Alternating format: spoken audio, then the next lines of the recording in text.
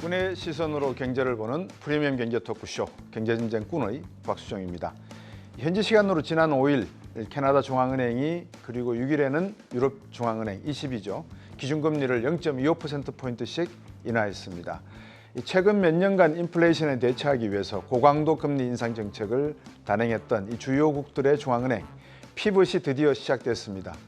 덕분에 미 연준의 금리 인하 기대감도 되살아나고 있습니다만 최근 PC, 개인 소비 지출, 물가지수가 시장 전망치에 부합한 반면에 제조업 지수와 고용 지수는 둔화되면서 9월 첫 금리 인하, 올해 2회 인하 가능성이 커지고 있다는 소식이 있습니다.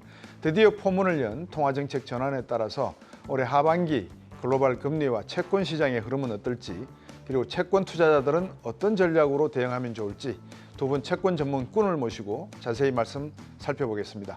프리미엄 경제 토크쇼 경제진정 꾼 지금부터 시작합니다.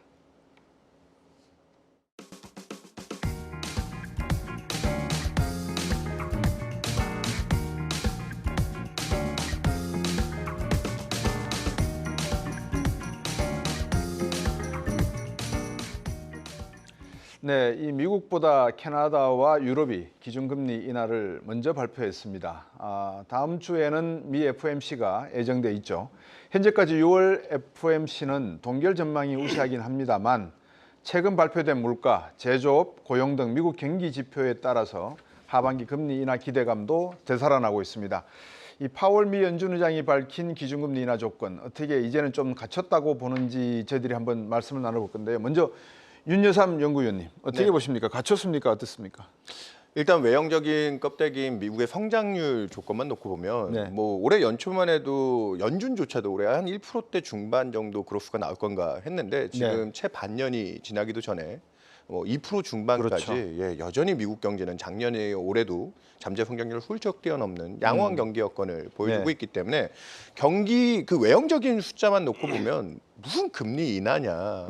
그리고 또 이번 4월 물가가 그나마 예상에 부합했지만 2, 3월 달에 나왔던 물가 수치들은 여전히 서비스업 중심으로 끈적거렸고요. 그리고 올해 CPI 컨센서스도 한 2% 중반, 한 2.7% 정도로 출발을 했었는데 올해 연초에 CPI 컨센서스가 최근에 3.1%까지 3%대로 3.2 근처까지 지금 올해도 여전히 뭐 미국 연준은 CPI보다는 PC에 더 주목하고 있지만 CPI가 다시 3자대 올라왔는데 조건이 갖춰졌냐? 그렇게 의문을 나타내시는 분들이 상당히 많기 때문에 지금 당장 6월 FOMC에서도 점도표가 또 수정이 될 텐데 그 조건들이 지금은 아직은 의심의 눈초리가 조금 더 많을 것 같다. 그런 생각은 하고 있습니다. 한때는 6월 달에는 금리 인상이 한번 있을 거다는 이야기가 상당히 많았죠. 연초에. 인하가.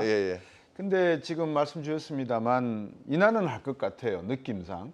근데 이게 9월 달에 할지 12월 달에 할지 아니면 9월, 12월 두 번을 할지 미 경제학자들에게 설문조사를 해보니까 9월과 12월 가능성이 높다 이렇게 나오는데 어떻게 보십니까? 이 점에? 저희 같은 경우는 일단 9월 FOMC에서 연준의 금리 인하 충분히 가능하다라고 저희는 보고 있고요. 앞에서도 말씀해 주셨지만은 사실 연초 이후에 발표된 미국의 물가 같은 경우가 생각보다는 좀 둔화가 안 되고 오히려 반등하는 모습을 보였습니다. 그러다 보니까는 이제 연준도 그렇고 시장도 금리 인하 시점 자체를 상반기에서 하반기로 이제 미루고 있는 상황인 건데 그럼에도 불구하고 9월에 인하가 가능하다라고 저희가 보고 있는 게 5월 FOMC에서 파월 연준 의장이 언급한 게 뭐냐? 3개월의 데이터는 받아들여야 된다. 그게 무슨 말이냐? 1, 2개월 정도는 물가가 반등할 수 있고 이거에 대해서는 반응을 하고 싶지 않은데 3개월 물가가 튀는 것에 대해서는 우리가 좀 경계심을 가져야 된다라고 하는 거고 그렇다면은 연준 입장에서는 뭔가 액션을 하기 위해서는 3개월의 이런 데이터를 지켜봐야 된다는 거거든요. 그렇게 봤을 때 지금 지난달에 발표한 4월의 고용과 물가 데이터는 둔화가 됐습니다. 그러면 이제 9월 FOMC까지 총 4차례의 고용과 물가 데이터를 확인을 할 수가 있습니다. 그중에서 저희는 2번만 둔화가 된다라고 하면은 연준 입장에서는 충분히 둔화가 가능한 상황이다라고 저희는 보고 있고 그 시나리오를 좀 볼 때 저희 3번 조금 표를 한번 띄워보시면은 그중에서도 특히 저희가 중요하다고 보고 있는 게 5월하고 6월 FOMC 5월하고 6월 달 고용과 물가 데이터가 좀 중요하지 않나라고 생각을 하고 있어요. 보시면 저희가 조금 생각해봐야 되는 시나리오가 총 4가지가 있습니다. 첫 번째, 이번 달에 발표된 데이터 그리고 다음 달에 발표된 데이터가 2가지 모두 둔화될 경우 이럴 경우에는 지금 보면은 4, 5, 6, 3개월의 데이터가 둔화가 됐죠. 네. 그럼 연준 입장에서는 7월 말에 있는 FMC에서 3개월의 데이터가 둔화되는 걸 확인을 했기 때문에 그러면 7월 달에 어느 정도의 이제 인하 시그널을 보내고 나서 충분히 9월에 인하가 가능할 수 있다라고 저희는 보고 있고요. 만약에 이제 5월이라든가 6월 달이 생각보다 좀 견고하다라고 보면은 시장 입장에서 어떻게 생각할 거냐라고 보면은 생각보다 잘 둔화가 되지 않는 데이터에 대해서는 이건 일시적이다. 왜냐 연준이 여태까지 언급을 한 걸 보면은 물가 둔화는 범피하다. 그러니까 범피하다는 게 울퉁불퉁하다는 거죠. 그렇죠. 그러면은 4월 5월 둔화됐으면 6월 달에 튀는 것에 대해서는 이건 일시적이구나. 그럼 7월 달 물가를 봐야지라고 생각을 할 것 같아요. 그럼 여전히 이 경우에도 9월 인하는 유효하다라고 보고 있고 좀 문제가 될 경우에 이제 9월 인하 시나리오가 많이 꺾이는 경우가 이번 달과 다음 달에 발표하는 데이터가 생각보다 잘 나오는 경우죠. 이러면은 지금 이제 4월 달에 둔화를 받지만은 2개월 연속으로 좀 물가가 튀는 경우이기 때문에 9월 인하는 많이 꺾일 수는 있습니다. 그렇다고 봤을 때 시장이 9월 인하를 완전히 소멸시킬 거냐라고 보면 좀 그렇지 않다라고 보는 게 8월, 9월 FOMC까지 또 두 번씩의 데이터를 볼 수 있습니다. 그렇게 되면은 여전히 저희는 9월 FMC에서 충분히 인하는 유효한 시나리오다. 9월 FMC에서 인하 기대감이 완전히 소멸되기까지는 일단 8월 물가 데이터까지는 중순에 나오는 물가 데이터까지는 확인을 해야지만이 실질적으로 시장에서 9월 인하 기대를 완전히 축소할 수 있는 상황이다라고 저희는 보고 있습니다. 임재균 의원께서 방금 둔화 경고에 대한 시나리오를 말씀 주셨는데 뭐 말장난 같기는 합니다만 둔화라고 할 때의 지표상의 숫자는 어느 정도 떨어져야지만 둔화고 경고를 하는 것은 어떤 정도를 의미하는지. 저희는 기본적으로 잡고 있는 게 컨센서스 대비 둔화되느냐 아니면 상회하느냐라고 보시면 될 것 같고요. 네. 일단 1, 2, 3월 달에 시장이 생각보다는 지표들이 다 시장 예상치보다 잘 나왔습니다.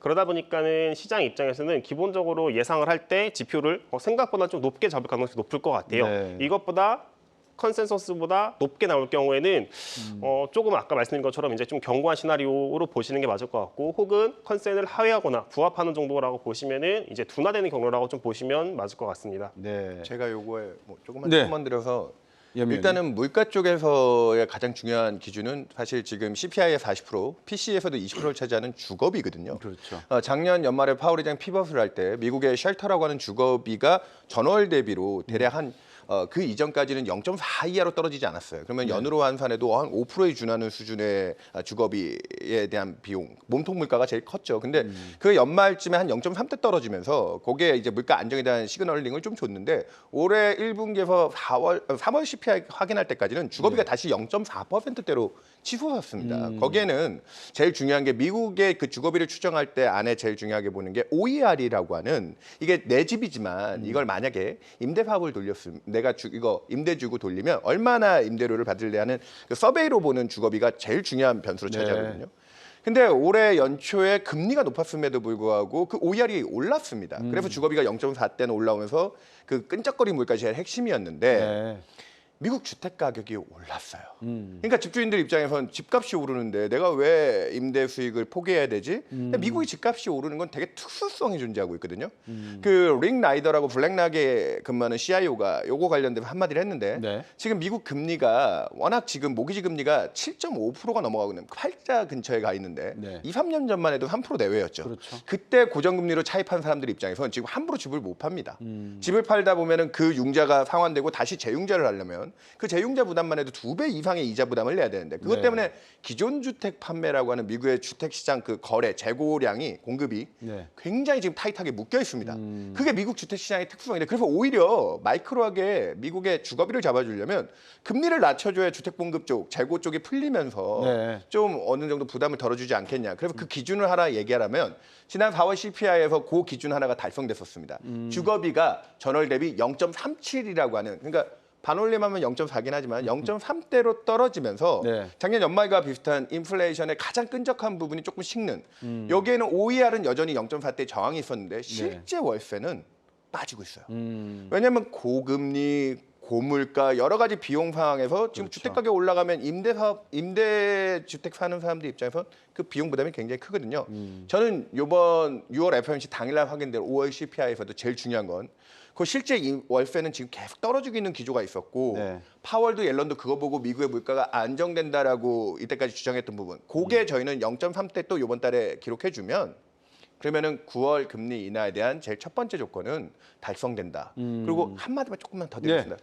고용 관련돼서는 또 역시나 미국의 지금 특수성이 또 있잖아요. 이민자들. 네. 그것 때문에 미국의 일자리가 뭐 20만 개 내외씩 늘어나는 건 사실 굉장히 이례적인 현상인데 그렇죠. 팬데믹 이후에 또 그 피로도도 많았고요. 네. 근데 오늘 밤에 확인할 겁니다. 오늘 밤에 그 지난달에도 20만 개 가까운 일자리가 늘린다는데 17만 명밖에 일자리가 늘지 않으면서 네. 고용 지표가 좀 둔화됐다라는 환호가 있었는데 오늘 밤에도 컨센이 지금 18만 개 내외 정도 수준입니다. 네. 그리고 실제로 지금 뭐 잡 오프닝이라든지 그러니까 사람을 구인하는 기업들의 건수라든지 이런 것들이 팬데믹 이전 수준으로 돌아가면서 고용 시장이 너무 타이트했던 부분이 좀 풀리고 있다. 네. 논팜은 20만 개였는데 한 10만 개대 숫자만 나와도 탄력이 좀 줄고 있는 증거가 될 거고 또 지금 3.9%까지 올라온 실업률이 미국의 그 자연 실업률이라고 하죠. 적정하게 보는 균형 실업률. 네. 4% 초반 정도 보고 있거든요. 이제 오늘 밤 만약에 4자대 실업률로 진입한다. 그러면 아까 조건이 갖춰졌습니까? 라고 물었는데 제가 지금 양호한 외형적인 껍데기만 보면 지금 당장 의심이 많다고 했잖아요. 네. 그걸 채워줄 수 있는 건 0.3%대 주거비와 그리고 20만 개 이하 그리고 4%대 실업률. 그게 가장 중요한 조건이 되지 않을까 보고 있습니다. 방금 우리 염 의원께서 말씀 주신 대로 숨겨져 있는 끈적끈적한 그 지표라는 게 고용률하고 실업률 그리고 개인 소비 지출보다는 약간 소비자 물가의 영향을 40%를 차지하고 있는 이 월 임대료, 임차료 이 부분이 아닌가라는 지적을 해주셨는데 어떻습니까? 지금 우리가 일부 미네아폴리스 연준 의장이죠. 카시카르 총재라든지 또 일부 학자들 쪽에서는 이런 연준이 금리를 인하해야 된다는 목소리도 있지만 어떤 경우에는 금리를 오히려 올려야 된다는 목소리도 있는 것 같아요. 그러니까 이분들이 생각하는 금리를 올려야 되는 배경 어떤 거라고 보십니까?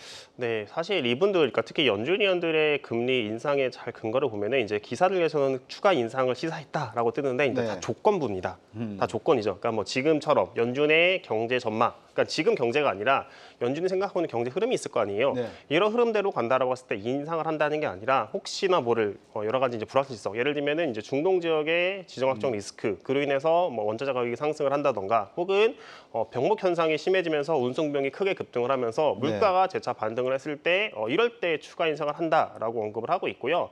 또 하나가 사실 연준은 지금 계속해서 기준금리를 동결을 하고 있죠. 근데 시장 같은 경우는 연초부터 지금까지 보면은 시장 금리는 계속 왔다 갔다 하고 있습니다. 움직이고 있고 이게 결국에 시장의 기대로 인해서 금리가 움직이는데 통화 정책의 이런 그 통화 정책이 경제에 주는 영향을 보면은 기준금리가 주는 영향은 크진 않아요. 네. 결국에는 연준이 기준금리를 올리고 그리고 어떻게 갈 것이라는 이 방향성을 갖고 그런 것들이 시장 금리에 영향을 미치고 그러면은 그런 것들이 모기지라든가 혹은 그 개인들에게 주는 대출 금리에 영향을 미치면서 통화 정책에 영향을 주는데 이미 시장 입장에서는 연준은 가만히 있는데 시장은 먼저 인하할 것을 반영을 하면은 기준금리 5.5보다 더 완화적인 정책이 되는 거죠. 이럴 때 연준이 추가 인상을 하겠다라는 이런 조건부 인상이라고 보시면 될 것 같고 네. 저희는 일단은 추가 인상 가능성 자체는 크지 않다. 매우 작다라고 좀 보고 있고 연준이 언급하고 있는 것처럼 저희가 예상하지 못한 여러 가지 불확실성들이 나왔을 때 네. 그리고 그것으로 인해서 물가가 크게 다시 반등했을 경우에나 인상을 할 수 있는 상황이다라고 저희는 보고 있고요. 뭐 앞에서 이제 주거 비용도 말씀을 주셨는데 주거 비용도 잘 보면은 둔화가 되고 있음에도 불구하고 여전히 높긴 합니다. 근데 저희가 또 봐야 되는 게 이제 임대료를 보면은 전체 임대료 부분이 들어가죠. 물가에 들어가는 거는. 근데 신규 임대료 같은 경우는 전체 임대료보다 더 빠르게 내려오고 있어요. 그러니까 예를 들면은 저희가 이제 많이 주거 형태로 쓰는 게 이제 전세죠. 전세 지금 이제 뭐 예를 똑같은 아파트, 똑같은 조건인데 예를 들면 예전에 2년 전에 10억에 거래를 했는데 지금 보니까 8억이에요. 근데 지금 거래하는 가격은 8억인데 저희가 전체 전세 가격을 볼 때는 8억보다 높겠죠. 8억과 10억 사이 어딘가에 있을 것 같은데 지금 이제 물가에 포함되는 건 8억과 10억 사이 어딘가에 포함되는 거고 근데 지금 당장의 경기 상황을 보여주는 거는 8억이죠. 그렇다면은 연준 입장에서 주거 비용이 다 둔화되는 거를 보고 나서 금리를 인하하기에는 사실은 경기도 좀 뭔가 이제 문제점이 나오는 것들이 있습니다. 네. 근데 그런 것들이 이제 고용 부분도 있을 것 같고 저희가 이제 보여드린 그림 1번에 보시면은 특히 연준에서도 계속 언급을 하고 있는 게 실업자분의 구인 건수 비율. 이게 이제 팬데믹 때 고점이 2배를 넘었었어요. 2022년 3월 달에. 예. 결국은 이게 이제 실업자분의 얼마나 많은 일자리가 있냐. 예를 들면 2배라는 거는 실업자 한 명당 일자리가 2개씩 있다는 거죠. 그러면은 제가 일하는 사람이면은 저는 지금 당장 일을 그만두고 옆에 회사 가서 나에게 연봉 20%를 더 올려주세요 하는 게 훨씬 더 유리하죠. 네. 지금은 여전히 초과 수요 상태인 건 맞지만은 1.24배입니다. 그러니까 고점 2배 대비 크게 둔화가 된 상황인 거고 이게 이제 팬데믹 이전 수준까지 둔화가 된 상황이기 때문에 연준 입장에서도 굉장히 강하게 좀 긴축을 더 추가 인상을 하면서 긴축을 하기에는 굉장히 조금 경기 부분도 흔들리는 부분이 나올 수 있다. 네. 그리고 연준도 그렇고 시장도 그렇고 언급을 하고 있는 게 이거죠. 실업률이 상승을 할 때 이렇게 완만하게 상승하는 그림은 없습니다. 한번 상승하면은 갑자기 급등을 하죠. 결국에 침체가 온다는 얘기인데 지금 당장에서 실업률이 낮지만 그거는 지나간 과거의 데이터인 거고 연준 입장에서는 미래를 보면서도 또 통화 정책을 운영할 수밖에 없는데 미래에 만약에 본인들이 더 긴축의 강도를 강하게 가져갔을 때 실업률이 급등하는 이런 리스크를 굉장히 걱정하고 있는 상황이다라고 보시면 될 것 같습니다.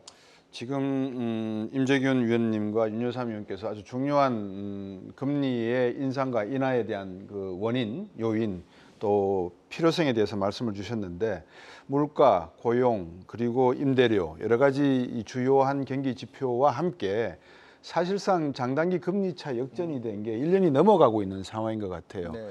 10년 만기물 국채 금리만 하더라도 4.6 정도까지 갔다가 최근에 4.28 정도로 이렇게 네. 떨어졌다라고 하는 이야기가 들리는데 네. 과연 그러면 국채 금리는 어떤 경기의 신호를 보이고 있는지 한번 여쭙고 싶거든요. 네, 뭐 지금 사실 2년 동안 미국의 외형적인 성장이 워낙 좋았기 때문에 네. 뭐 지금 뭐 타이트한 고용 시장에 고용 시장 타이트하니까 임금 올려가면서 올라간 임금은 또 소득 여건을 좋게 하니까 소비가 잘 돌아가고 그렇죠. 이런 민간의 선순환 구도도 있는 듯 보이지만 네. 저는 개인적으로 이전에 제가 여권 출연했을 때도 그때 포커스로 얘기했던 것 중에 하나가 미국의 재정 정책이 주는 그 정책 자극이 네. 사실 22년부터 균형 재정을 약속했던 것과 달리 22년 사람들이 많이 기억을 못 하시는데 22년 상반기에 미국이 이제 팬데믹 2년간 재정 적자를 워낙 많이 쓰다 보니까 그렇죠. 22년 상반기에 재정의 성장 기여도를 마이너스 끌고 가자마자 네. 21년 워낙 성장이 좋았기 때문에 그 반작용도 분명히 있긴 했을 텐데 뭐 재고 조정도 있고 근데 21년 1분기 마이너스 2분기도 마이너스 성장을 찍었습니다. 2분기 연속 마이너스. 그러다 보니까 미국 바이든 행정부가 우리 균형 재정하기로 했는데 그러고 나서 23년 경제 전망들 꺼내는데 뭐 이제 경착륙 얘기를 하기 시작하고 네. 뭐 0%대 성장 얘기를 하기 시작합니다. 팬데믹 이전까지만 해도 재정이 평균적으로 성장에 미친 기여도가 한 0.2%대였습니다. 그러니까 뭐 미국이 잠재 성장을 2% 내외하면 10분의 1 정도 재정이 기여했던 거죠. 근데 2022년 하반기부터 재정이 풀려 나오기 시작하면서 작년 4분기까지 재정의 평균 성장 기여도가 0.7대를 찍었습니다. 네. 이거는 재정의 자극을 무시할 수 없는 상황이었을 거고 아마도 뭐 이게 약간 정책적인 면이 있긴 했을 텐데 그런 그로스에 대한 기대들이 로랜딩 기대를 많이 끌고 왔죠, 사실은. 네. 그렇기 때문에 지금까지는 미국의 이제 경기 여건에 대한 부분만 놓고 보면 금리 인하가 아니라 아까 일부 연준 인사들 중에는 인상도 검토해야 되는 거 아니냐. 이런 단계를 얘기하고 있는데 네. 근데 지금 또 중요하게 봐야 되는 게 그러면 이 껍데기인 외형적인 성장만 보고 가면은 올해 뭐 금리 인하가 필요하겠어? 라고 얘기를 할 수 있겠지만 네. 저희가 보고 있는 이면에 어려움들이 또 이 고금리에 대한 피로도들이 조금씩 쌓여가고 있다고 생각하고 있습니다.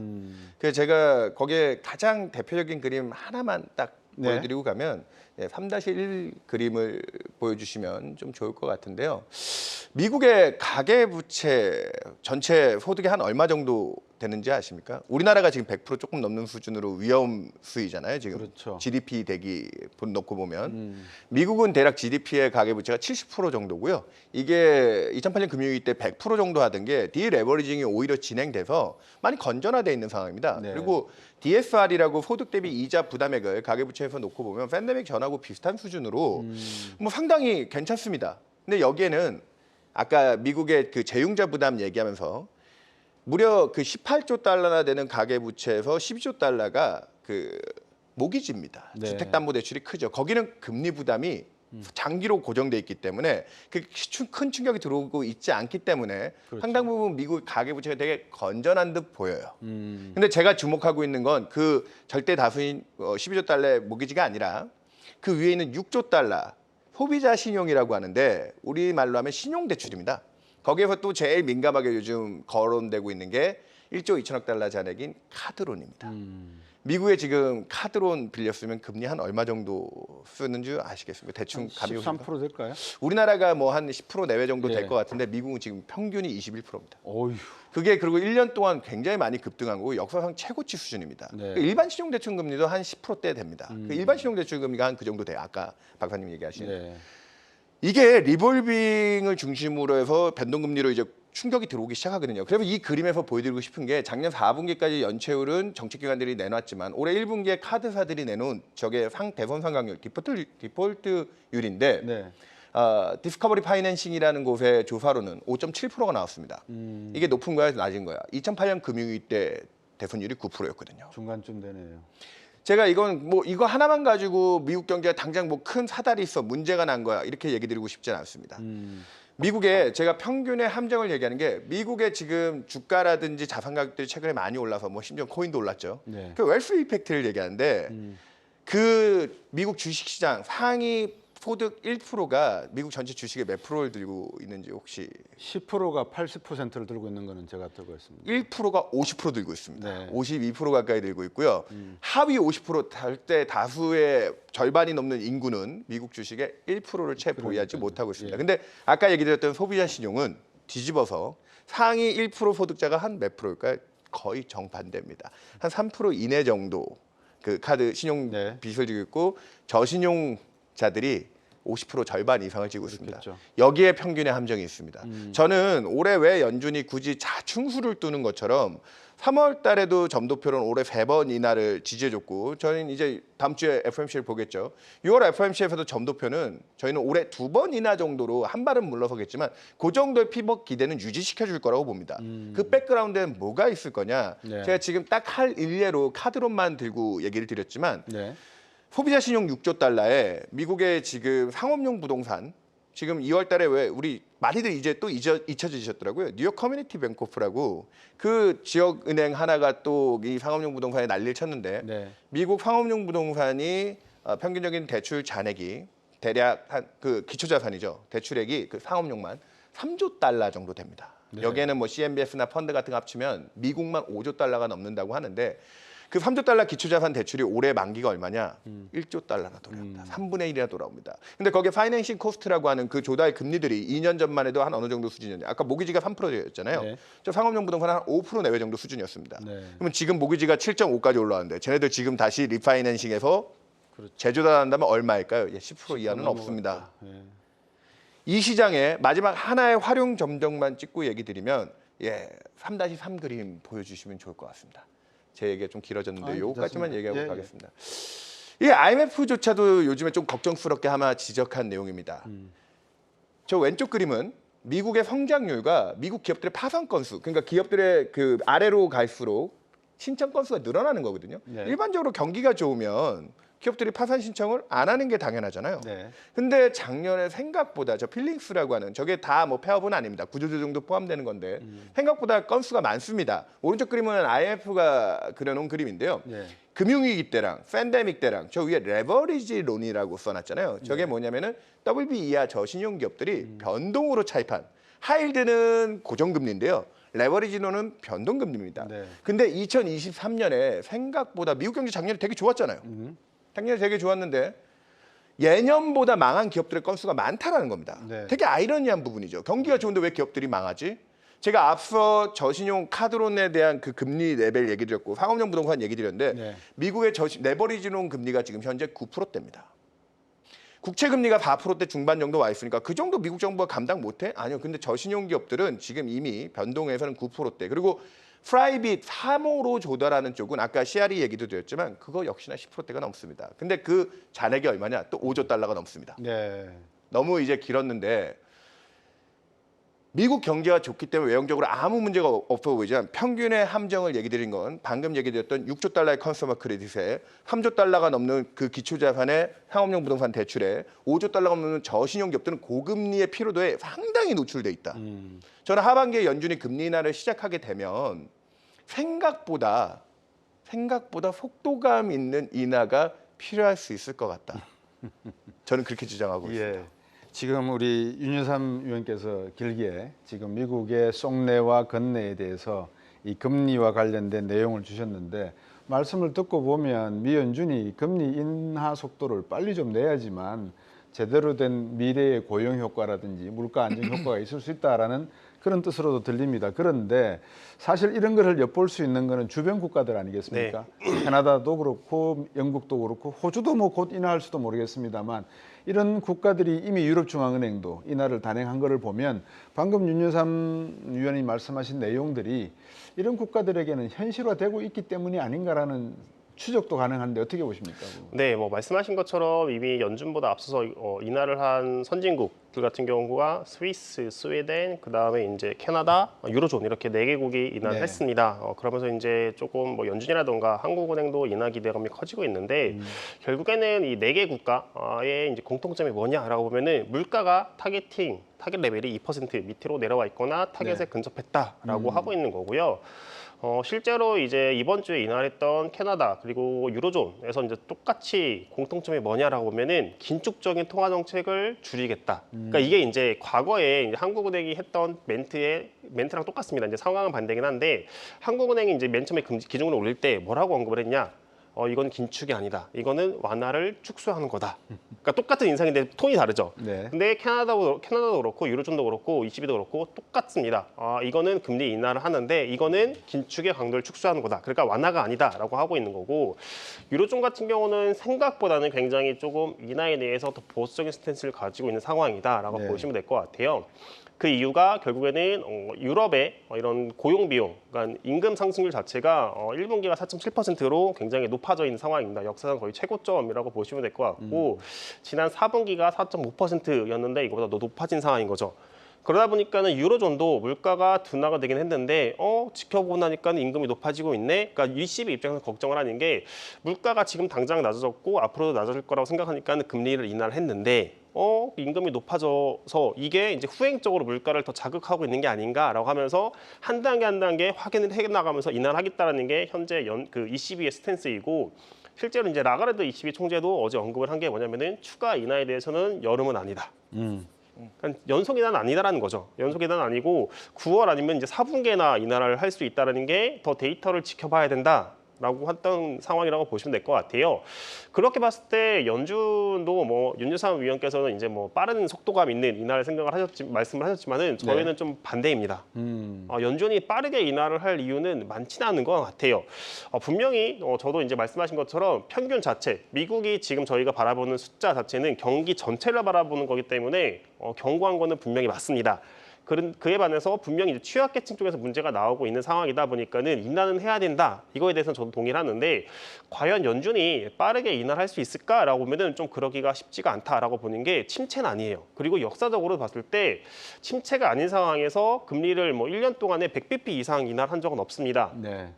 지금 이제 좀 많이 저희가 생각해봐야 되는 사례가 95년도 연준의 인하 사이클인데 95년도에 연준이 이제 7월 달에 인하를 하고 나서 그 다음 인하까지 6개월이 걸렸어요. 결국에는 그때 인하를 왜 했냐고 보면은 경기 멀쩡하고 근데 물가가 좀 떨어졌으니까는 이거에 대응해서 금리를 인하하겠다. 근데 지금 보면은 시장에서 올해 하반기, 그러니까 9월 달에 인하를 한다라고 했을 때 그 인하의 이유는 사실은 경기 침체, 상업용 부동산 이런 건 아닙니다. 물가가 둔화가 됐으니 긴축의 강도를 축소하겠다라는 겁니다. 네. 그렇게 치면은 연준의 인하 속도는 생각보다는 굉장히 더디게 할 수밖에 없는 게 아닌가라고 저희는 보고 있고요. 그렇게 봤을 때 시장 금리 측면에서 봤을 때 지금 저희는 오히려 금리를 인하하고 났을 때 반등하지 않을까라고 저희는 생각을 하고 있습니다. 지금 이제 나오는 그림을 보시더라도 이제 95년 이제 파란색 데이터를 좀 볼 수밖에 없을 것 같은데 이제 과거에 연준이 기준금리를 인하했을 때 전후로 이제 미국채 10년물 금리 변화인데 파란색 차트를 보시면은 막상 금리를 인하를 하니까 네. 금리가 반등을 합니다. 다 반영을 한 거죠. 반영을 하고 막상 뚜껑을 열어보니 생각만큼 빠르게 속도는 인하는 안 하겠네. 그럼 지금 너무 우리가 앞으로 와 있는 거 아닌가 하면서 이제 뒤로 되돌아가는 모습들이 나오다 보니까는 금리가 반등하는 모습을 보였다. 저희는 이번에 금리 인하를 했을 때 9월에 인하를 하게 되면은 오히려 시장금리 측면에서는 한 번 더 이제 반등을 하지 않을까라고 저는 생각을 하고 있고 네.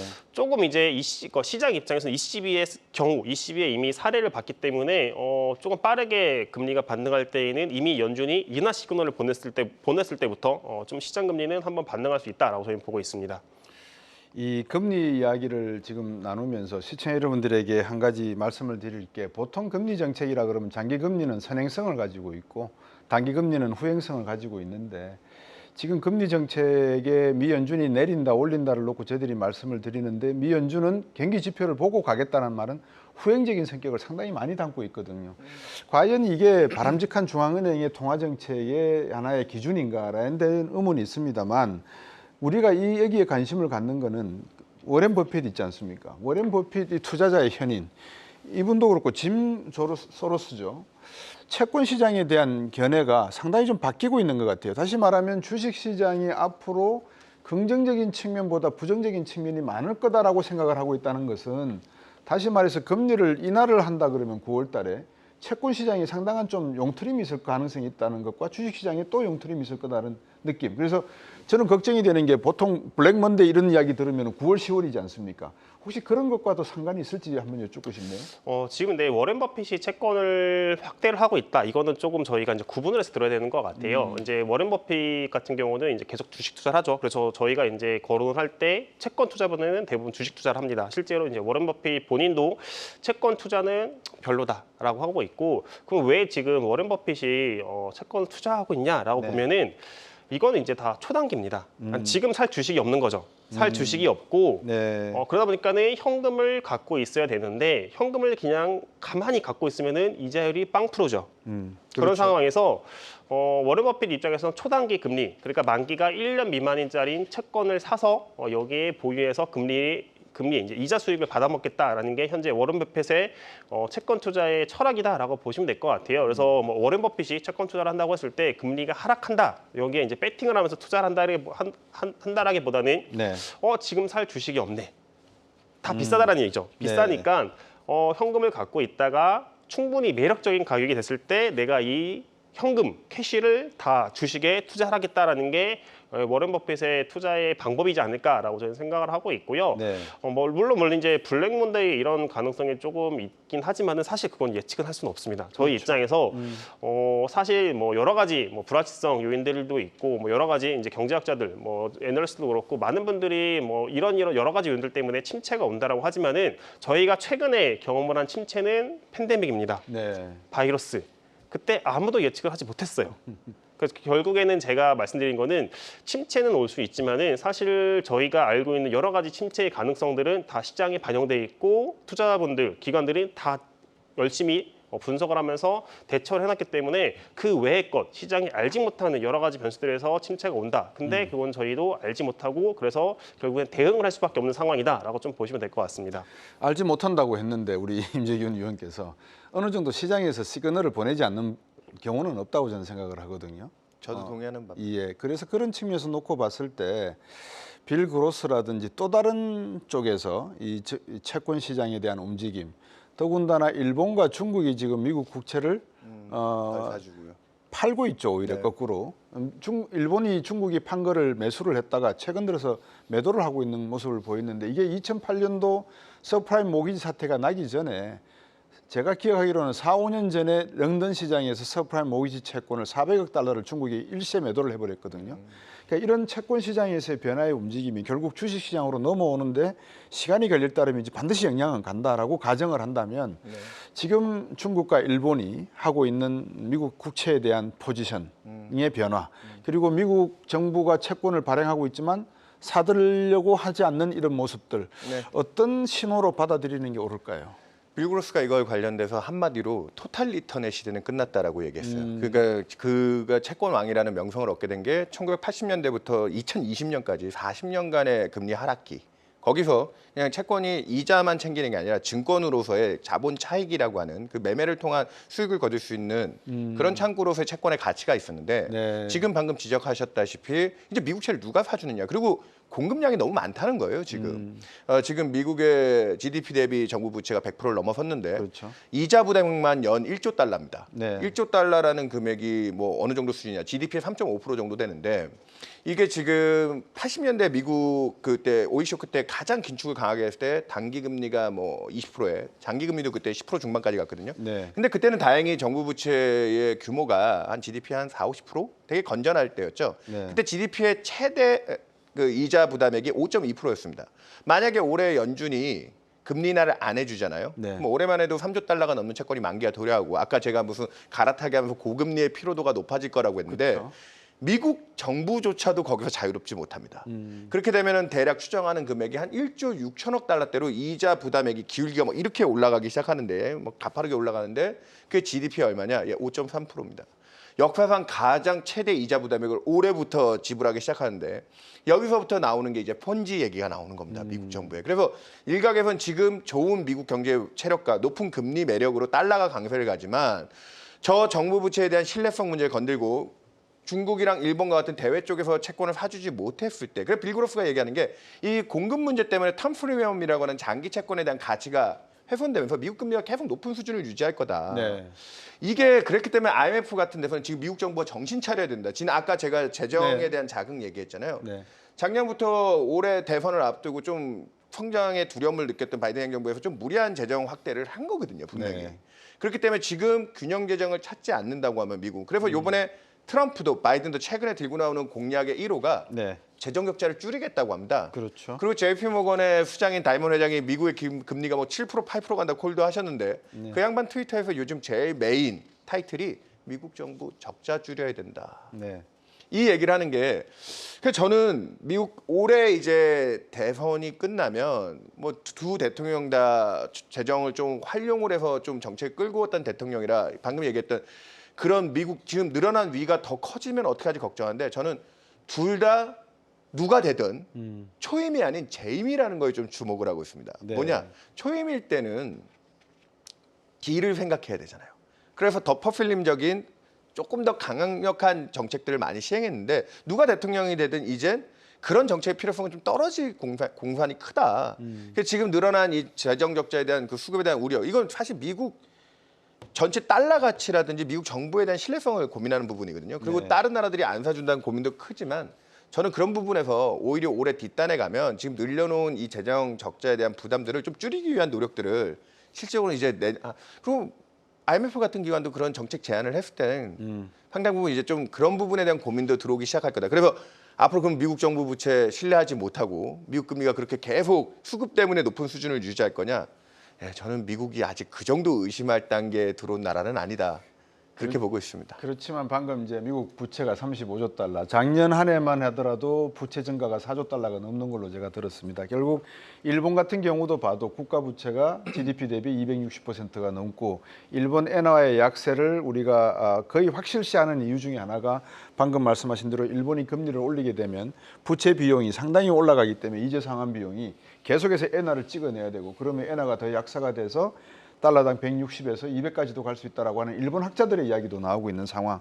이런 상황 속에서 이제 우리 한국은행이 결국은 오른쪽도 보고 왼쪽도 보고 다 참조를 해야 되는데 우리나라 물가 소비자 물가가 2.3, 2.4라 그러면 어느 분이 믿으실까 제가 염려는 됩니다만 2%대라고 한다면 이제 우리나라는 금리 내려야 되는 거 아닙니까? 어떻습니까? 네, 뭐 2%대라고 하면 금리를 내리는 게 맞습니다. 그리고 이제 말씀하신 것처럼 조금 한국은행 입장에서도 굉장히 난처한 입장인 것 같아요. 한은 총재께서 이제 계속 언급을 하는 게 금리 인하의 조건은 물가가 2%로 간다라는 확신이죠. 네. 2%로 간다는 확신이 돼야 되는데 저희가 이제 그림 5번을 좀 보시면 좋을 것 같은데 그림 이제 올해부터 내년 4월까지 물가 경로를 보면은 2%로 가는 경우로는 8월 달부터나 조금 확인을 할 수 있는 상황이다라고 보시면 될 것 같고 그렇게 치면은 올해 3분기에는 인하하는 거는 굉장히 좀 어려울 것 같아요. 왜 그러냐면은 8월 금통위가 마지막이죠. 3분기는 9월은 없으니까는.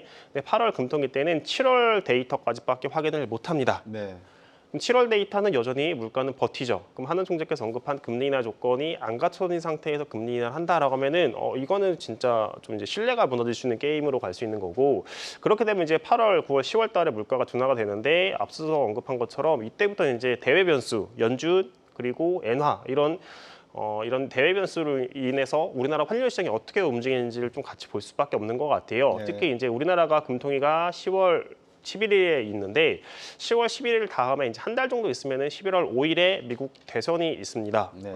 그 상태에서 트럼프 후보의 이런 지지율에 따라서 우리나라 환율 시장이 흔들릴 수 있는 리스크가 존재하죠. 그럼 한국은행 입장에서 물가가 둔화가 된 상황도 아닌 상황에서 환율 시장이 크게 움직일 수 있는 리스크를 떠안으면서까지 10월 달에 금리를 인하한다? 저는 이건 좀 진짜 쉽지 않다라고 보고 있고, 네. 우리나라 그럼 결국에 하는 입장에서는 물가 둔화 보고 연준 인하 보고 미국 대선까지 지켜보고 나서 그 이후에나 11월 달에나 인하를 할 수 있는 게 아닌가라고 저는 생각을 하고 있습니다. 네. 여기에 대해서는 우리 염 이사님 어떻게?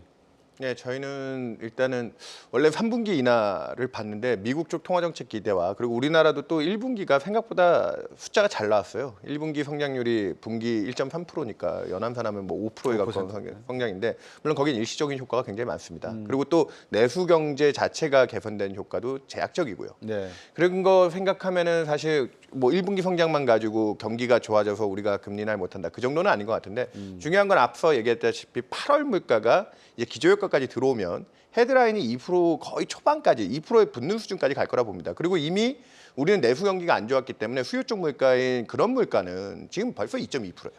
그런 물가는 2.2%이기 때문에 만약에 이쪽에 방점을 두고 우리가 다른 사정들 뭐 지금 뭐 부동산 PF 조정도 하고 있고 네. 이런 쪽에 대한 부담이 있었다고 하면은 좀 액션을 취할 수 있는데 1분기 성장이 좀 잘 나왔고 미국 쪽 통화 정책 기대가 이연되고 그리고 PF 구조조정도 생각보다는 좀 스무딩을 하고 있는데 근데 여기에는 하나 숨겨진 부분이 우리나라에 지금 최근에 나오고 있는 신규 기준이긴 하겠지만 전체적 나머지 대출들이 아직 고금리 부담을 받는데 신규 대출 지금 주담대가 3%대 기준금리가 3.5인데 3%대는 굉장히 좀 낮은 수준으로 진입한 상황이거든요. 이거는 이제 어디까지나 이 아까 얘기드렸던 PF 구조조정을 좀 연착륙시키기 위한 하나의 조건으로 은행들이 뭐 이제 상생금융이나 이런 쪽에서 협조를 하면서 만들어가는 금리인데 네.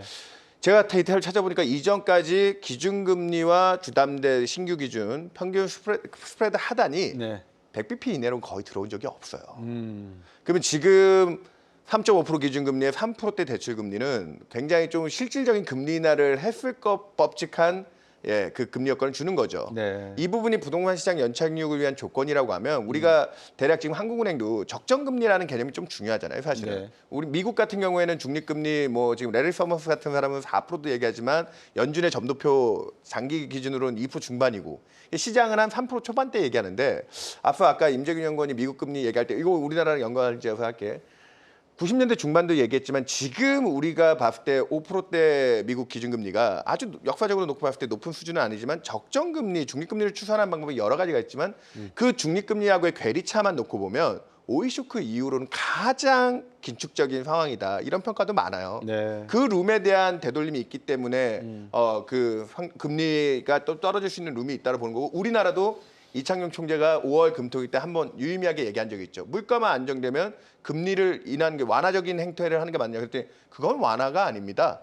정상화죠. 지금 금리가 충분히 제약적인 수준이라는 거를 인정하는 중앙은행 입장에서 아직까지는 물가 때문에 매파 기준을 유지하는 하는 입장에서도 정상화라는 표현을 썼는데 3%까지 50bp를 빼면 우리나라 통화 정책이 굉장히 완화적인 수준입니까? 행위 자체는 완화적이겠지만 우리나라 2% 중후반대 중립금리 생각하면 저는 8월은 좀 부담이 있을 것 같습니다. 네. 8월은 있는데 10월쯤 가면 우리의 사정은 우리가 동경하는 미국과 다르죠.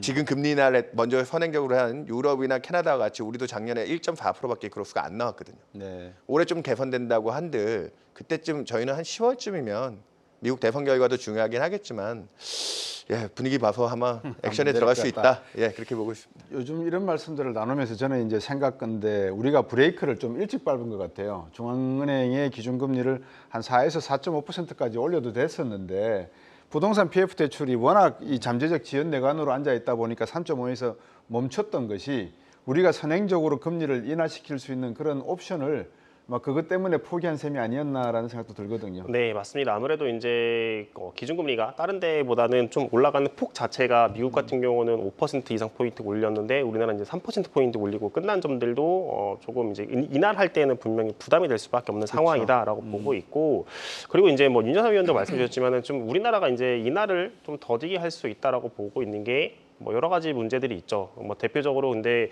물가, 환율 부분도 있지만은 부동산 주담대 대출도 사실은 기준금리의 차를 고려하면은 지금 역사적 저점입니다. 그렇죠. 네. 그러니까 하는 입장에서 한국은행은 기준금리 동결을 1년 넘게 하고 있는데 이미 시장금리는 인하를 반영해서 내려와 있어요. 그러니까 먼저 인하를 할 이유가 전혀 없습니다. 그리고 한국은행에서 걱정을 하고 있는 게 우리가 인하를 해서 부동산 가격이 다시 반등하는 거 아닌가? 그래서 가계 부채가 다시 급등하는 거 아닌가? 이거를 굉장히 걱정하고 있기 때문에 인하는 빠르게 할 이유가 저는 전혀 없다라고 저는 보고는 있습니다. 네, 시청자 여러분, 오늘 두 분을 모시고 윤여삼 위원과 임재균 위원 두 분을 모시고 이 금리가 경기 지표를 어떻게 읽어내는지를 말씀을 나눴는데요. 두 분께 이제 이 어렵고 복잡한 금리 이야기를 요약해 주십사라고 말씀을 드려야 될 것 같아요. 먼저 임재균 위원께. 네, 저희는 일단은 연준은 9월, 12월 올해 두 차례 인하 전망을 하고 있고 한국은행은 한 번 인하 전망을 하고는 있습니다. 사실 뭐 한국도 그렇고 미국도 그렇고 빠르게 인하할 필요도 없고 속도 자체도 굉장히 좀 더디게 할 수밖에 없는 상황이다라고 보시면 될 것 같고요. 그럼 이게 지금 채권 투자자 입장에서 봤을 때 언제 사야 되느냐라고 보면은 사실은 지금을 매수하는 게 더 적절한 전략이다라고 저희는 보고 있어요. 왜 그러냐면은 지금 이제 9월 시장에서 9월 인하 기대를 많이 반영을 하고 있지만은 아직도 시장은 조금 9월 인하에 대한 확신을 갖고 있지는 못합니다. 네. 지금 이제 걱정이 좀 더 많은 상황인 거죠. 오늘 밤에 뜨는 고용 지표가 잘 나오면 어떻게 하지? 그리고 다음 주 FOMC 전에 뜨는 물가 지표가 잘 나오면은 9월 인하에 꺾일 수 있는 거 아닌가? 이런 걱정들이 많은 상황이기 때문에 오히려 더 싸게 살 수 있는 기회다라고 저는 보고 있고, 지금 싸게 사서 실제로 인하의 액션이 현실화될 이제 눈에 보일 때 잘 팔고 나오는 전략이 더 저희는 올해 하반기에 채권 투자 전략 봤을 때는 더 적절한 전략이다라고 좀 보고 있습니다. 네, 지금이 매입기다라는 말씀 주셨습니다. 윤여삼 위원님. 그 부분은 저도 똑같은데요. 저는 다만 임재균 연구원과 다른 부분은 좀 금리의 떨어지는 기울기나 이런 쪽이 좀 더 가파를 수도 있다라는 쪽을 보고 있는데 뭐 대단한 경기 침체를 보고 얘기 드린 건 아닙니다. 앞서 네. 뭐 몇몇 사례들을 얘기 드렸지만 지금 보이는 게 다가 아닌, 그리고 미국만 저렇게 유일하게 좋았던 경기 여건에서 끌고 왔던 힘이 상당 부분 좀 정책적인 면들이 연준만 긴축했지 또 정부가 돈을 풀어서 끌고 왔던 힘이 크기 때문에 그게 계속 유지 가능한 거냐 좀 불가하다 보고 있고요. 그래서 뒷단에 가면은 9월쯤에 금리 인하를 시작하면 미국은 한 3차례, 우리나라는 2차례 정도 생각보다 좀 인하 폭에 대한 기대를 가지고 있고요. 네. 그 내년도는 분명히 미국 주도하에, 다른 나라들이 좀 이제 바닥치고 돈다라고 하지만 네. 미국 주도하에 그 탄력은 떨어질 수밖에 없지 않을까 그렇게 고민하고 있습니다. 네. 미 연준이 어떤 금리 정책을 쓰는지에 대해서 관심이 많습니다. 그렇지만 방금 두 분께서 말씀 주셨지만 재정 정책은 여전히 팽창으로 가고 있기 때문에 이 부분이 마무리가 되지 않으면 사실상 미국의 긴축 통화 정책은 상당한 허수가 아닌가라는 생각들도 듭니다. 오늘 두 분 귀한 말씀 나눠주셔서 감사드립니다. 네, 네, 감사합니다. 감사합니다. 자, 올해 개인 투자자의 채권 순매수 규모 얼마쯤 될까요? 19조 8,351억 원입니다. 전년 동기 대비 20% 넘게 증가한 수준입니다. 캐나다와 유럽 등 주요국 중앙은행들이 피벗에 나서면서 채권 투자 규모는 더욱 증가할 것으로 그렇게 예상이 됩니다. 올해 하반기 채권 시장을 전망해 본 오늘 방송이 여러분들의 향후 투자 계획에 도움이 되시길 바라봅니다. 저희는 다음 주 금요일 오후 5시 30분에 다시 돌아오겠습니다. 시청해 주신 여러분 고맙습니다.